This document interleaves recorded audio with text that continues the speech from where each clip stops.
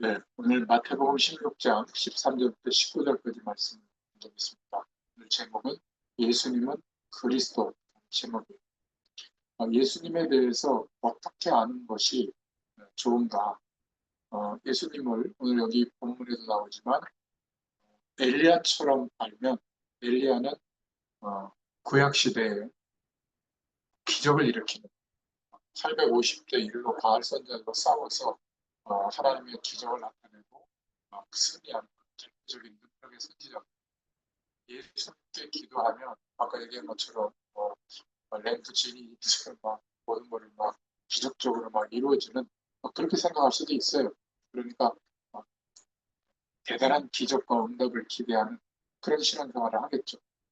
또 아니면 예수님을 예레미야처럼 생각한다면 예레미야는 우리는 잘 모르지만 이스라엘 백성들은 다 알고 구약 시대의 선지자인데 고아들, 병든 사람들 이런 사람들을 도와줬던 선지자예요. 그러니까 어, 박애주의를 실천했던 대표적인 예수님 하면 뭐 어려운 사람들을 도와주고 막 이런 거를 많이 생각하잖아요. 그럼 평생 신앙생활을 그렇게 해요. 밥 터주는 공동체 뭐 이런 것도 있잖아요. 나쁜 건 아닌데 아무리 그렇게 신앙생활을 해도 우리에게 언젠가 들이닥치는 재앙의 문제는 해결되지 않아요. 그리고 또 거기 보면 세례 요한이 나오는데 이 세례 요한은 바르게 사는 정의로운 운동을 하는 대표적인 인물이고요. 예수님을 그렇게 알면 왜 예수 님는 사람이 저래? 꼭 이렇게 도덕적 완성을 어, 이루면서 살아야 되는 것처럼 생각하고 막 이렇게 살려고 노력하는 그런 또 신앙의 색깔을 갖게 됩니다. 그거는 뭐 나쁜 건 아니지만 그러나 예수님을 그렇게 알면 좀 고달퍼요. 늘 막 조심하고 착하게 살아야 되고 이렇게 됩니다. 그래서 예수님을 아는 것은 모든 것을 아는 것인데 예수님을 그리스도로 알고 믿을 때 모든 문제의 해결이 돼요. 하나님을 몰랐던 옛 사람은 예수님과 함께 영적으로 십자가에 죽은 존재로 함께 죽은 존재로 하나님이 인정하셨기 때문에 옛 사람의 문제는 해결됐다라고 말하는 거예요. 그리고 동시에 부활하신 주님의 영에 연합되어져서 거듭났다, 다시 태어났다. 그래서 영원한 생명을 가지고 영원한 하나님과 함께하는 축복을 누릴 수 있게 됐기 때문에 모든 문제의 해결자 되신다. 표현합니다. 그 그리스도가 저라면 저를 믿어요. 근데 저는 그리스도가 될 수가 없어요. 왜냐하면 동정녀 마리아에게 나시고 여인의 후손으로 출생하셔야 됩니다. 그러니까 다 남자의 씨를 받고 태어나는 사람들인데 인간은 예수님만은 성령으로 잉태되어져서 오신 분이에요. 그러니까 마태복음 1장에 예수님의 조건을 쭉 얘기했는데 예수님의 아버지 그러니까 마리아의 남편까지는 누가 누구를 낳고 누가 누구를 낳고 이렇게 되어 있다가 예수님이 태어나는 장면에서는 마리아에게서 성령으로 잉태되어져서 예수가 나십니다. 주격이 예수예요. 성경은 그렇게 기록. 그러니까 예수님만 바로 그리스도의 일을 하실 수 있는 분이에요. 물론 교주들, 이상한 영매들 이런 사람들은 예수님은 성경을 빌어가지고 그때의 선지자고 나는 이 시대에 하나님의 계시를 나타냈다. 그래가지고 어떤 분은 지금 감옥에 있잖아요. 독생녀라고 그러면서 독생녀는 죽으시고 독생녀가 도박도 그러던 독생녀. 그런 거에 이제 현혹이 되는 거예요. 많은 사람들이. 왜냐하면 영매로서 어떤 능력을 나타내기 때문에 그런 영적 현상을 체험하면서 거기에 이렇게 발을 디디게 되면 영적으로 장악당하고 복음의 말씀을 알고 있어야 예수 그리스도의 기준이 있어야 넘치는 것은 좀 내리고 부족한 것은 끌어올려서 신앙생활을 하면 되는데 명확한 기준이 없다 보니까 어떤 사람은 막 하나님을 막 무서워하거나 또 아니면 너무 편하게 믿거나 범죄를 저지르고 있으면서도 막 오직 예수 막 이런 분도 있더라고요. 그건 아니죠. 그래서 오늘 첫 번째로 우리가 붙잡을 기도 제목은 예수님은 그리스도라는 것. 제일 중요한 것은 인생의 가장 중대한 세 가지 문제를 이해해야 되는데 성경 구절은 창세기 3장 1절부터 6절에 하나님을 떠난 문제. 이게 나와 무슨 상관이 있을까? 내가 짓지 않는 죄인데 하나님을 떠나서 영원한 생명이 없이 출생해서 살아가게 되는 거예요. 그러니까 영적인 죽음 속에서 결국은 하나님과 함께 해야 될 인간인데, 영적 존재인데 하나님과 함께하는 축복을 모르고 살고 있는 거예요. 사랑하는 사람을 만나고 아이를 낳고 잘 키워서 행복을 유지하고 살면 좋은데, 그러면 가정에 문제가 하나도 없겠죠. 그것으로 사는 존재가 아닌 인간. 하나님과 함께하는 축복으로 만족이 올 때 어떤 어려움도 견디고 이길 수가 있거든요. 그렇지 않으면 누구에게는 작은 문제인데 그 작은 문제가 영적 문제가 돼서 막 견딜 수 없는 상황이 돼요. 제가 궁금한 거는 우리 도움 경제를 보면 항상 내가 우리 세번이가 되고 나는데 빨간색 옷을 입고 빨간색에 집착하나? 비슷하지. 그래서 쉴때 제가 쉴 때만 어, 있기 때문에 평소에는 출퇴근 좋아하고 그래서 그냥 예를 하나 들으려고 어떤 사람은 특정한 신념이나 특정한 취미나 또 특정한 어떤 생각에 사로잡혀가지고 막 못 견디는 걸 봤어요. 예를 들면 사람이 뭐 화장 안 하고 나갈 수도 있잖아요. 바쁘면. 근데 그럴 수 없고 또 이렇게 계절이 바뀌는 요즘 트렌드에 맞춰서 머리부터 발끝까지 입어야 막 부끄럽지 않아요. 그렇게 막 못 갖추면 막 못 견디는 거예요. 우리 조금 3, 40대 우리 젊은 친구들은 집은 막 월세 살아도 막 막 명품 차나 명품 시계는 막 이런 걸 도배를 하는데 그렇게 안 하면 안 되는 거예요. 자기는 안 그러고 싶어도 그렇게 되는 거예요. 어떤 사람은 막 도박이나 막 타락이나 이런 게 심취하게 되면 결국은 그냥 끝나는 것이 아니라 중독이 돼버리죠. 참 이런 게 너무 안타까운 거예요. 그러니까 하나님을 떠난 로마서 3장 23절에 그 근본적인 죄의 문제가 해결이 안 되니까 하나님과 함께하는 축복으로 사는 인생인데 다른 기준으로 인생의 목표를 삼고 사는 거예요. 그러니까 목마를 때 바닷물을 마시면 더 갈증 나고 막 힘들잖아요. 최선을 다해서 사는데 힘든 거예요. 인생. 이게 안타까운 겁니다. 결국 눈에 보이지 않지만 요한복음 8장 44절에 사단이라고 하는 이 존재, 영적 존재에게 그 인생이 묶여서 선택할 수 있는 거거든요. 모든 것은. 근데 선택하지 못하고 묶여서 참된 자유와 누릴 권세, 하나님의 축복을 누릴 권세를 상실하게 된 거예요. 이거는 우리가 몰랐던 모든 인간에게 반드시 와 있는 근본적인 문제예요. 이것 때문에 사람 문제도 해결할 수가 없을 정도로 발전합니다. 이것 때문에 어느 날 멀쩡하던 사람이 이상한 행동을 하기도 하고 또 이렇게 참 뭐라 그럴까 열심히 살던 사람이 갑자기 어디 막 투자하는 거기에 막 솔깃해가지고 막 빚을 내가지고 하다가 부도나게 속이는 사람은 나쁜 사람들이 아니에요. 얼마나 가까이 친구처럼 사랑하는 관계를 지냈는데 갑자기 그런 일이 생기면 돌변하잖아요. 뉴스에도 보면 거의 친한 친구들이 그런 일을 벌이더라고요. 섞기도 하고. 그러니까 인생의 가장 근본적인 문제가 해결이 안 되면 다양하게 우리의 힘으로 해결할 수 없는 재앙 근처까지 가게 되는 것 같아요. 그래서 우리에게는 그리스도가 필요한 겁니다. 구약 성경에 보면 그리스도를 알게 되도록 구약 성경은 히브리어로 되어 있기 때문에 그리스도는 신약 성경의 단어예요. 어, 그리스도라는 메시아라는 단어가 헬라어, 로마 언어에는 없기 때문에 그리스도라는 단어로 번역한 거거든요. 그러니까 메시아, 구원자가 필요하다. 구약 성경에 오실 메시아가 오실 것이다. 그렇게 알려주기 위해서 선지자, 제사장, 왕을 세웠어요. 하나님.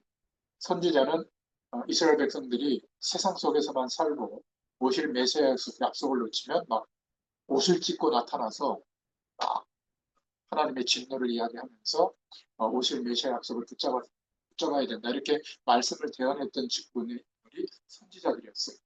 제사장은 이스라엘 백성들이 하나님께 예배할 때 하나님이 임재하면 죽게 되거든요. 죄를 가지고 있기 때문에. 잠시지만 살아있는 짐승을 가지고 와서 그 짐승을 죽이면서 내 죄를 이 짐승에 전가하는 번제의식을 치르게 했어요. 그를 주관했던 직분이 제사장입니다. 죄를 용서함을 받는 그런 의미. 또 이스라엘의 왕은 하나님이 세우셔서 이스라엘의 국가는 하나님이 통치하는 국가라는 것을 기억하게 한 거예요.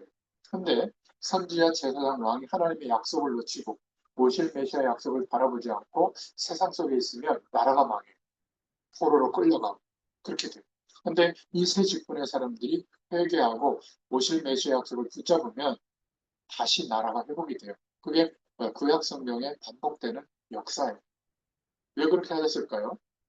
이 세 사람은 모두 하나님께서 세운 직분을 가졌기 때문에 그 머리에 기름을 부어서 구별했어요. 그래서 그리스도라는 단어의 직역하는 의미는 기름 부음을 받은 자라는 뜻이에요.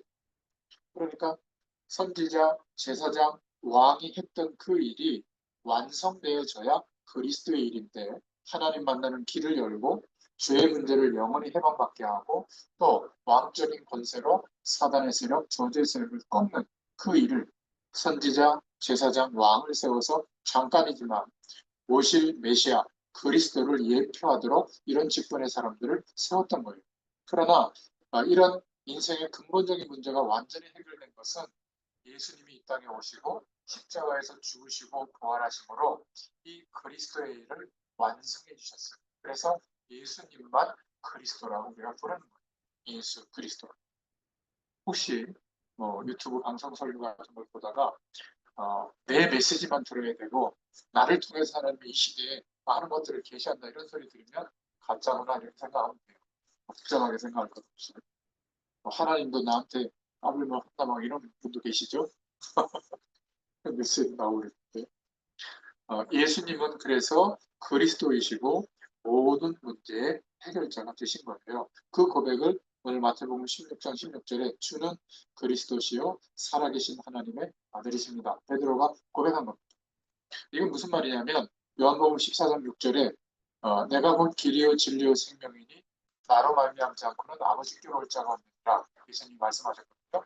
하나님 만나는 길이 열려지게 된 거예요.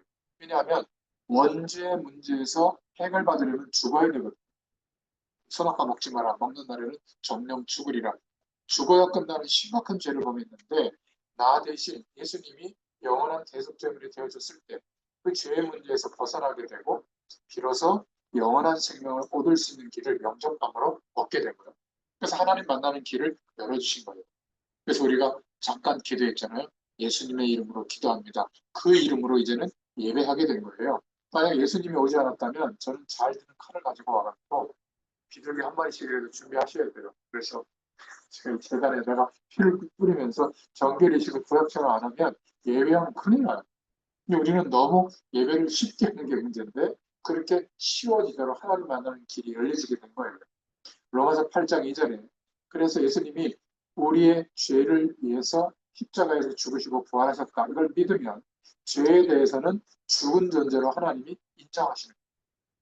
죄를 하나도 안 지어서 하나님이 복을 주는 게 아니라 여전히 실수하고 죄를 사용할 때가 많잖아요. 그런데 하나님은 여전히 우리를 하나님의 의의 자녀로 그리스도로 말미암아 하나님의 축복을 받을 자녀로 생각하고 계세요.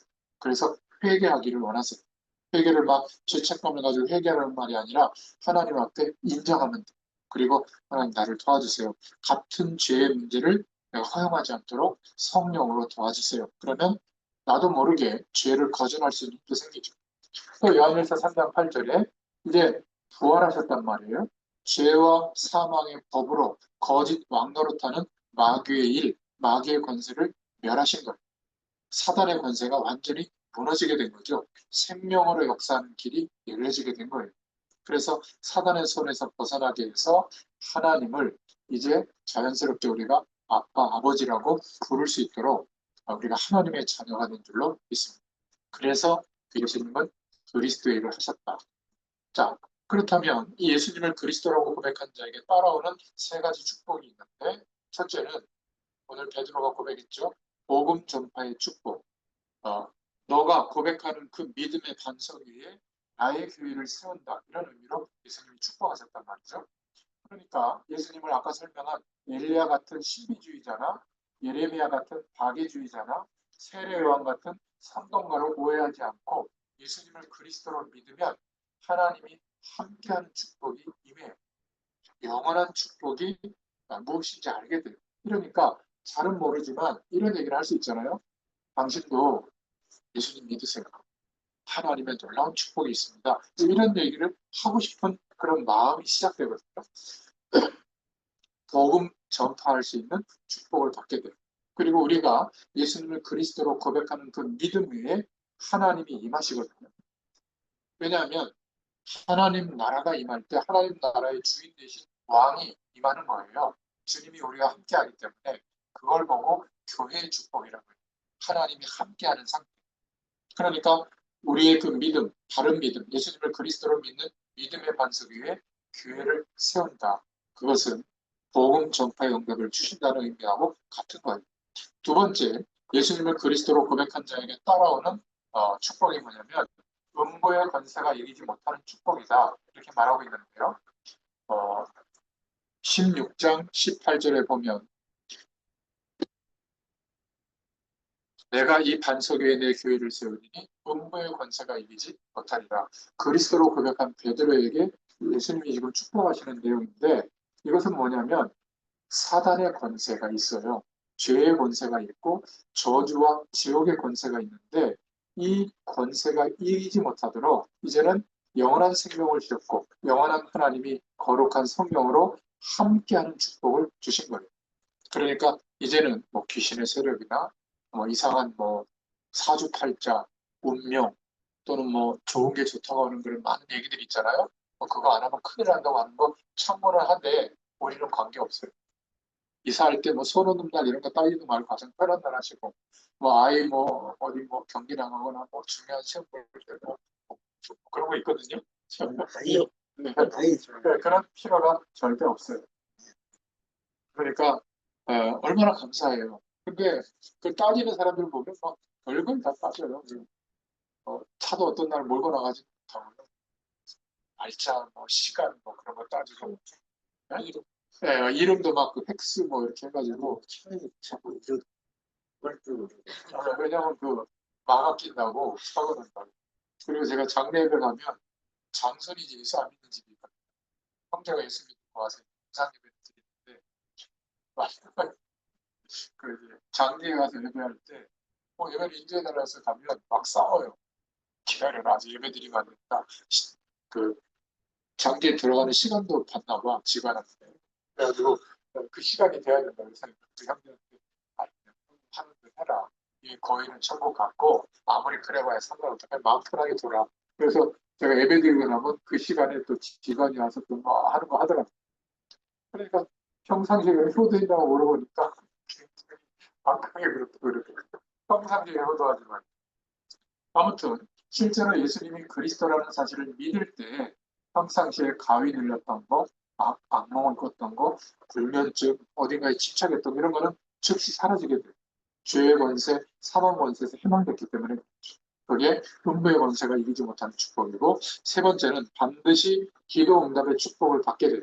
성경에는 땅에서 무엇인지 매면 오늘 19절에 보면 내가 천국 열쇠를 내게 주리니 예수님들에게 하신 말씀인데 내가 땅에서 무엇인지 매면 하늘에서 그 매일 것이요 내가 땅에서 무엇인지 풀면 하늘에서도 풀리리라 하시고 이렇게 말씀하고 있잖아요. 그러니까 기도 응답은 너무 큰 축복이에요. 아까 이야기한 육신적인 기도도 있지만 우리가 상상할 수 없는 하나님의 성령이 우리와 함께 하시는 축복이 시작이 되거든요. 솔직히 세상에서 살아가다 보면 거의 다 거짓말하고 있지 않아요? 어떻게 하는지 이용하려고 그러고 사진 치려고 그러고 뒤에 가서 막 딴짓하고 말이죠. 그러니까 정상적으로 살면 우리도 그렇게 살아야 돼요. 그러나 다른 힘이 있으면 그렇게 하지 않아도 돼요. 그 다른 힘이 뭘까요? 예수 믿는 사람은 성령 하나님이 주시는 힘을 공급받아야 되거든요. 그게 바로 기도의 힘이 많이 해야 되느냐? 아니에요. 예수님의 이름을 가지고 믿음을 가지고 기도할 때 약속하신 응답을 주시는 거예요. 참고하실 것은 세 가지 기도 응답의 방법인데 첫째, 저 인간 정말 화나게 하는데 죽여주세요. 이렇게 기도했다고 해요. 하나님이 즉시 죽여주면 어떻게 될까요? 이 세상은 큰일 나겠죠. 그런 기도는 응답 안 해주는 게 응답이에요. 세미나 같은 애가 공부를 열심히 하지도 않고 시험 시간에 기도를 하는 거 하나님 정답이 다 보이게 해서 그랬더니 정답이 막 보여요. 상식을 다 무너뜨리는 거잖아요. 그런 기도는 응답 안 해주는 게 응답이에요. 그런데 최선을 다했지만 실수할 수도 있고 또 우리가 연약해질 때도 있잖아요. 그때는 그 기도를 들어주시죠. 아무튼 절대로 기도 응답 안 해주는 게 응답이다. 두 번째 기도 응답은 아까 이야기했듯이 하나님의 뜻과 맞는 하나님이 원하시는 기도를 하면 즉시 응답받아요. 세 번째는 태민이 같은 친구가 저 대통령 되게 해주세요. 그러면 응답 안 해주는 게 아니라 지금 해주면 나라가 망하잖아요. 그래서 50년, 60년 대통령 될 수 있도록 기도하면서 준비한다면 기도의 분량이 쌓여서 정말 그 응답이 오는 기도가 있어요. 우리 가문이 복음화되게 해주세요. 우리 직장이 복음화되게 이런 건 기도의 분량이 쌓여야 되는 거예요. 그렇죠? 그런 것도 우리가 좀 참고해야 돼요. 기도는 영적인 과학과 같아서 예수님의 이름으로 기도하면 반드시 응답받을 수 있는 축복이에요. 그러나 예수님을 그리스도로 믿는 사람도 기도 응답을 못 누릴 수도 있는데 야고보서 4장 2절에 기도를 실제로 안 하고 있다면 기도 응답이 뭔지 모르겠죠. 그냥 우연히 이루어진 거라고 생각한단 말이에요. 근데 우리가 목적을 가지고 기도했더니 응답이 오면 그 사람은 알잖아요. 아까 이야기했던 그런 기도 제목 같은 거. 그래서 기도 제목을 적고 기도하는 것은 중요한 거예요. 우리는 이 작은 기도를 가지고 기도했는데 하나님은 더 큰 영원한 응답으로 역사하세요. 야고보서 4장 3절의 두 번째, 잘못된 동기를 가지고 기도할 때는 응답하시지 않죠. 저희는 주변주세요라든지 일확천금 기도라든지 그런 것들은 응답하지 않는 겁니다.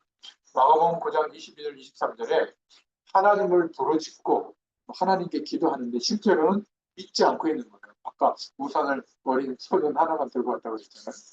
실제로 믿음의 기도를 하고 있지 않기 때문에 많은 기도를 함에도 불구하고 하나님의 응답이 없는 경우가 있어요.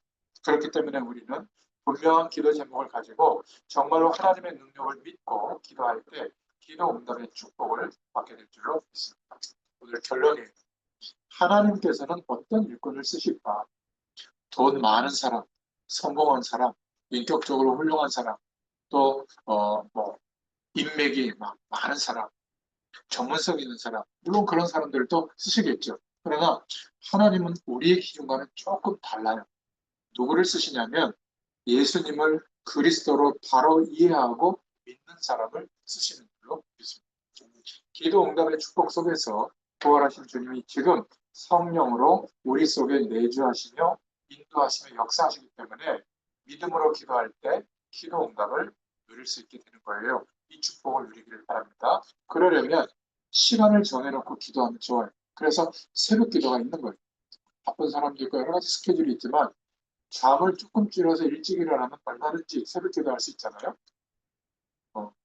저도 집에서 4시 20분에 일어나서 준비하고 차를 몰고 이제 저희 사모님하고 교회 가면 한 5시쯤 되거든요.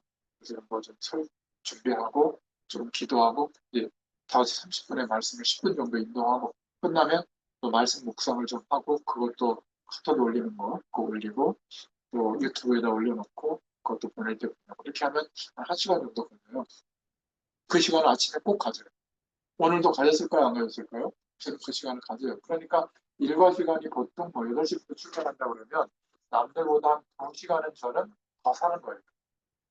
미래를 준비하면서 영적으로 하나님부터 이게 한 달, 2달은 표시가 안 나요. 근데 1년, 2년, 10년쯤 지나잖아요. 다른 사람보다 월등히 앞서요. 이게 기도의 비밀이에요. 정식 기도의 새벽에 해도 되고 좀 일찍 일어나서 해도 되고 어떤 사람은 아침 일찍 출근하는 사람도 있잖아요. 그런 사람들은 잠자기 전에 해도 좋아요. 중요한 것은 좀 시간을 정해놓고 그 시간을 확보해가지고 좀 이렇게 이런 말씀을 한번 더 읽어보고 그러면 제가 전달하는 내용도 있지만 말씀을 읽어보고 생각해 볼 때 내게 또 깨닫게 하시는 은혜가 있거든요. 그거를 말씀 노트 같은 걸 하나 준비해가지고 투자 방법 그런 것만 이렇게 기록해 놓지 말고 말씀 노트에다가 내게 깨닫게 해주시는 말씀 한번 적어보세요. 1년 지나면 그게 내게 주신 응답이 될 거예요. 요즘은 핸드폰에도 메모 기능이 있으니까 잘 활용해 보실 거예요.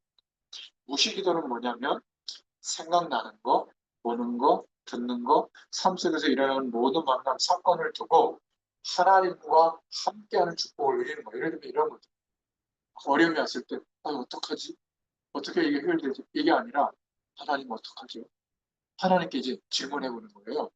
비가 온다 그러면 비가 오는 이게 아니라 하나님 비가 오네요. 그러니까 늘 주님이 나와 함께 한다는 것을 인정하고 그리고 하나님께 물어보는 중심을 갖는 거예요. 그러면 성령께서 내 마음과 양심에 가장 중요한 뜻과 계획을 알도록 해주세요.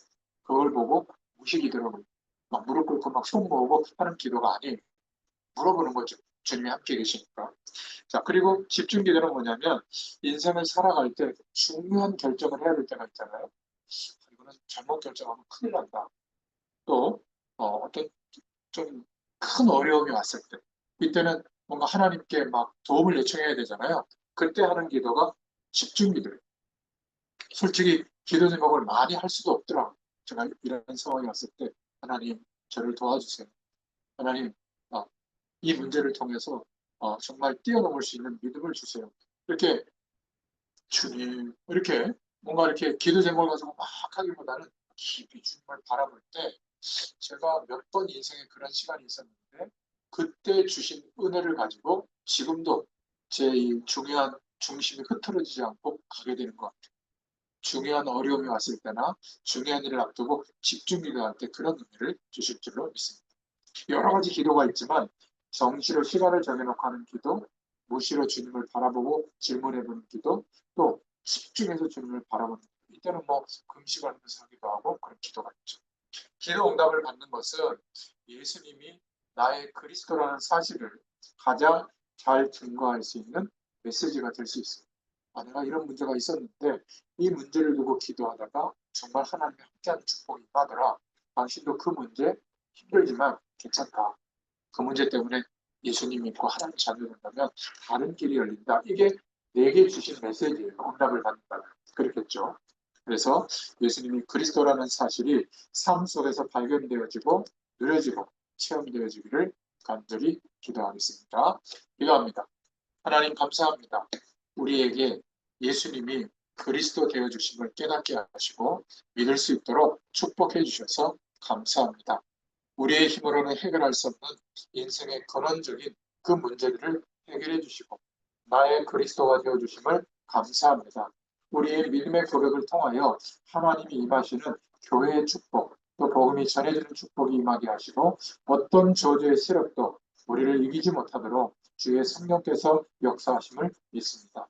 예수님의 이름으로 믿고 기도할 때에 반드시 하나님이 허락하시는 기도 응답의 축복을 받게 되도록 역사하여 주시옵소서. 감사드리며 예수님의 이름으로 간절히 축복하옵고 기도하옵나이다. 아멘. 마쳤습니다. 감사합니다.